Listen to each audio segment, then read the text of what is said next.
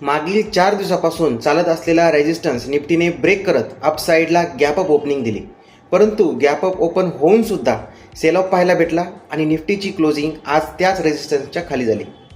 जर आपण निफ्टीमध्ये 15 मिनिटाचा चार्ट पाहिला तर याच ठिकाणाहून मागील 4 दिवसापासून सेलिंग येत होती. आज फायनली मार्केटने गॅप अप ओपनिंग करून या रेझिस्टन्स लाईनच्या वरती ओपनिंग दिली, परंतु सेल ऑफ झाला मार्केटने आणि मार्केट याच रेझिस्टन्स लाईनला साईडवेज गेले.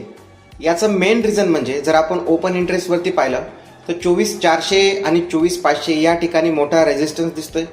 या ठिकाणी मोठ्या प्रमाणात कॉल सेलिंग झालेली आहे आणि आजचा जर आपण OI डेटा पाहिला तर याच ठिकाणी आज कॉल सेलिंगचा डेटा अजूनही वाढलेला आहे.